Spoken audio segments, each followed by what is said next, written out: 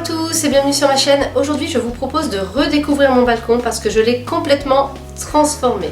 Par transformer, j'entends que j'ai déplacé, modifié, agencé autrement pour obtenir un lieu plus agréable à vivre, plus fonctionnel, où je vais pouvoir passer plus de bon temps, mais le tout sans dépenser un seul euro. Ce n'est pas un relooking, tout ce qui est là était là avant, c'est plutôt une transformation de l'espace et de la perception qu'on en a pour améliorer le quotidien et les moments jardinage. Allez, assez parlé, on file sur le balcon.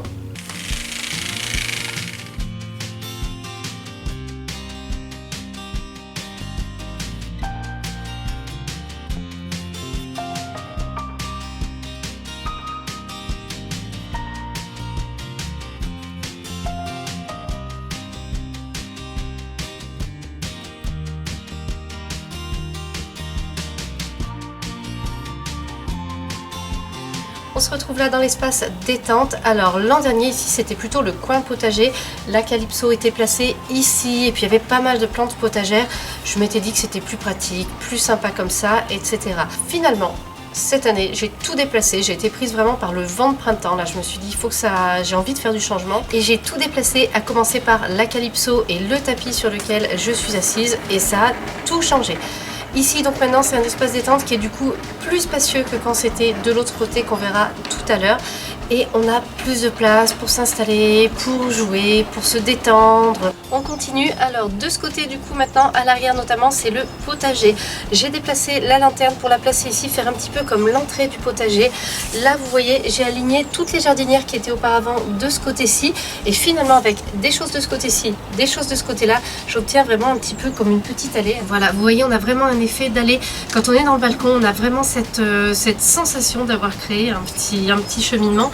C'est super agréable. Les jardinières ne sont pas en grande forme, ici il y a de l'oïdium et puis les viola cornuta commencent à tirer un petit peu la tête. Ce n'est pas grave, ça elles seront changées par d'autres annuels, il n'y a pas de souci. Je vous avais dit que c'était du 0 € de dépense. Alors le seul petit écart c'est la jardinière Calypso Junior en fait pour les petits. Donc c'est le seul truc qui est en plus, qui fait que ce n'est pas complètement 0 €.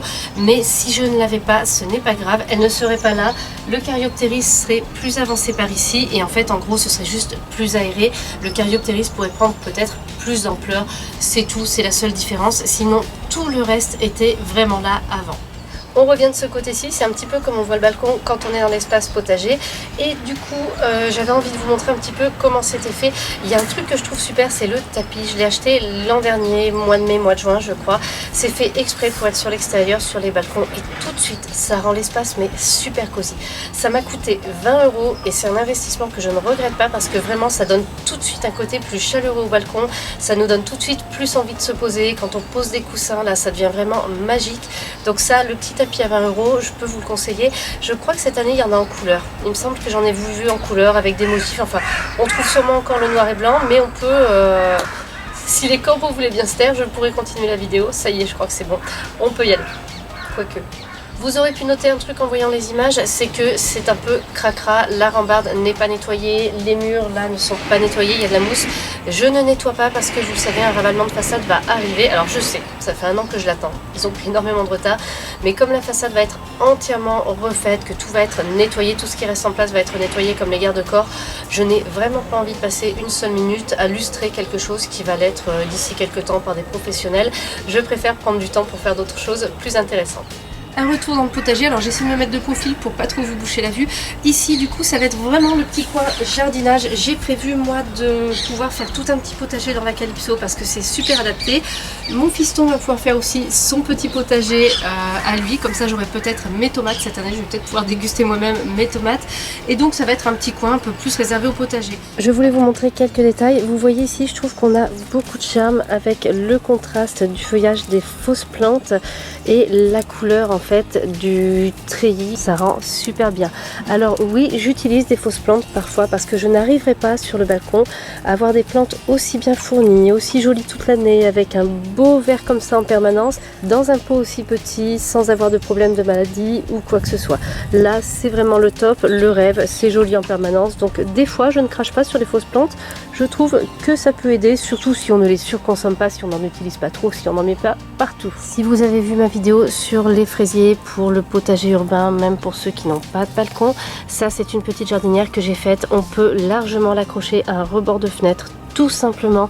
Donc si vous voulez faire pousser des fraises, regardez là, j'ai déjà des fleurs qui viennent. Là aussi, celui-ci aussi pareil. Vous voyez, avec le retour des beaux jours, c'est tip top.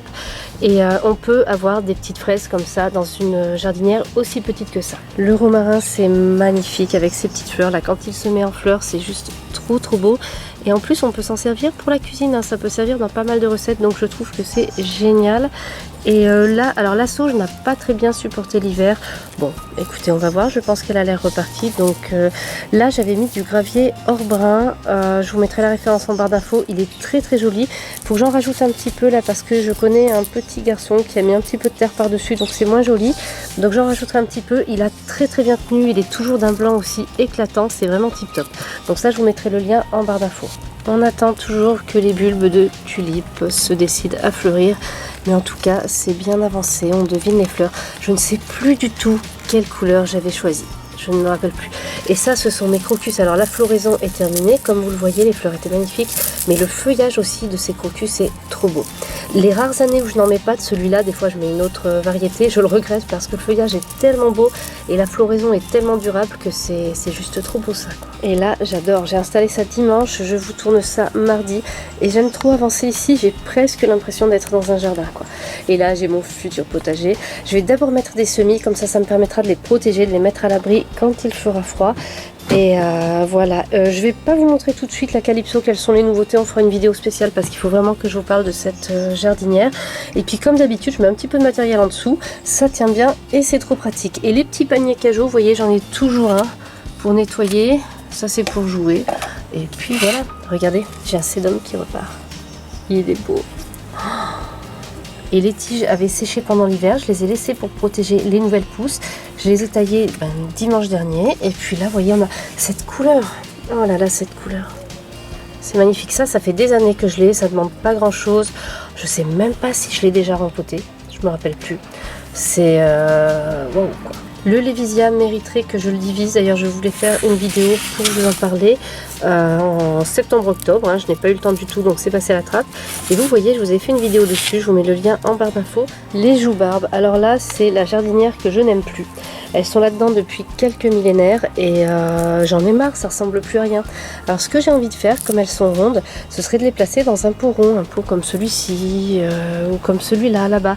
Donc je pense que je vais faire ça, je vais les dépoter, je vais les placer dans une petite potée arrondie et puis voilà, je vais voir ce que ça donne. Il faut que je fasse attention parce que là j'ai des petites plantes. Alors j'ai le nom, l'un d'entre vous me l'avait donné et je l'avais noté soigneusement. Là je ne l'ai pas en tête.